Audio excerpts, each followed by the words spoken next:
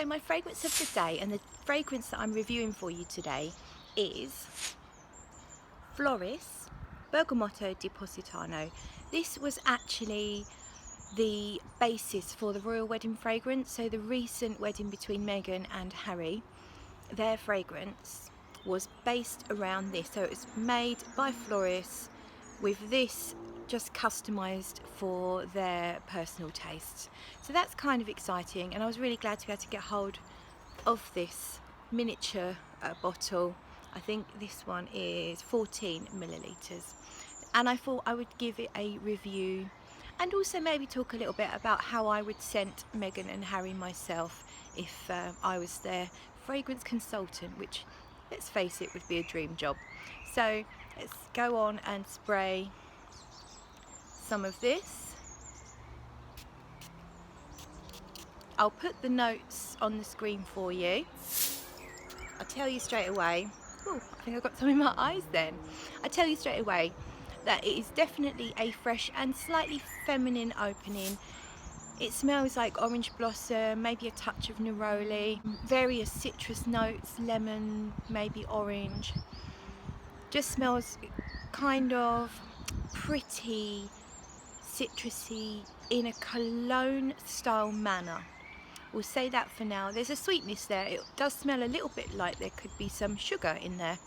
And also it reminds me a little bit of Dior's Cologne Blanche, which is one that Mr. Smelly really loves. Cologne Blanche to me smells like fizzy citruses with a touch of sugar.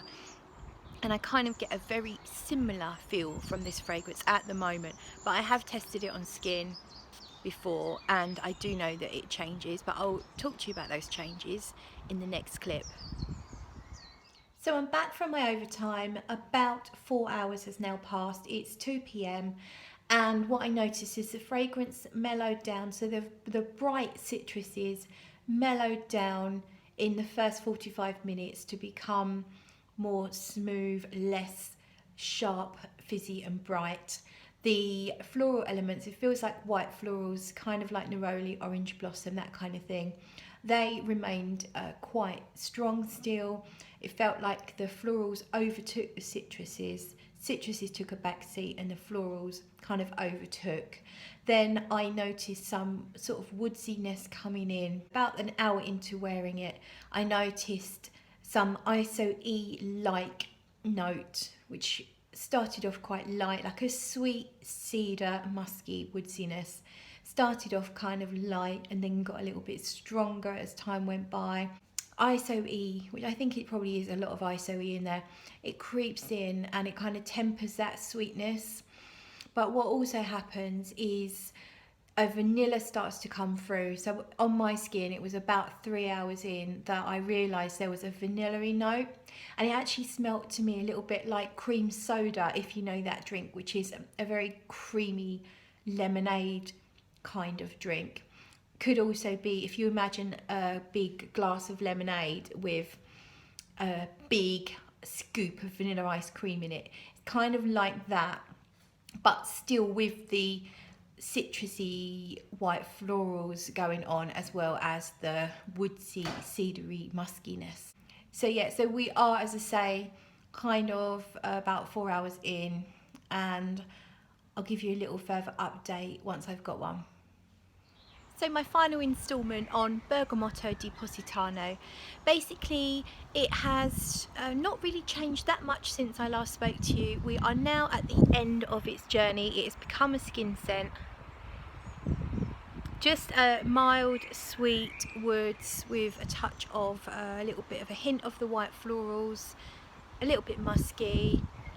Just there, it is there, it's not disappeared completely, and the time now is about 4:30, 5 o'clock, so it has been on my skin for a long time. It's been on all day. I would say that at around the 6-hour mark is the point I probably would feel the need to reapply. After that, it gets very close to the skin and isn't that noticeable unless you really look for it. I think that's an okay performance for what is essentially quite a light, transparent fragrance. But let's go back to the fact that this is the fragrance that was customised to be worn at the royal wedding. So I'm assuming none of the reports confirm whether they both wore it or whether it was just for Meghan. I would say it's probably just for Meghan, unless they made a more masculine version for Harry to wear as well, but I think that would be a bit weird if they both smell very similar. So I'm going to guess that it was worn by Meghan but customised. I'm not sure how she would have chosen to customise it, but I thought I would share with you the fragrances that I think could be worn by the couple on that special day. So let's start with Meghan. Now this seems maybe a little bit obvious. It's called Le Plus Beau Jour de ma Vie from Guerlain, and this one smells of sugared almonds, which are often a favour at weddings. In particular French weddings, sugared almonds will always feature. There's also orange blossom. It smells like ice and sugar and fairy cakes. It's a little bit more interesting than that, and I have done a full review if you are interested. If I remember, I'll link it below. But I think that Meghan would definitely wear that on her wedding day. It would last her all day long because it really does have a really good performance, and it does transition on the skin, which is really nice. So she won't smell the same at the main event as she will at the reception, which I think is a really good and important thing. But I think what she should do, because obviously they have a ton of money, I think she should get Thierry Wasser, who's a perfumer, to customise that just for her. So perhaps he could introduce a baked bean note, in particular Heinz baked bean, because that's a very traditional British food, and also probably a look into the future when you look at the colour of baked beans as to what their children will look like. Now, when it comes to Harry, I see him wearing good old Spice and Wood from Creed. It just smells glorious, really expensive. Bloody hell, that's a loud bird. Really expensive. It lasts quite well on the skin. When I first tried it, I didn't think it lasted very well, but actually Mr. Smelly's worn it a few times recently. Performance is actually really good.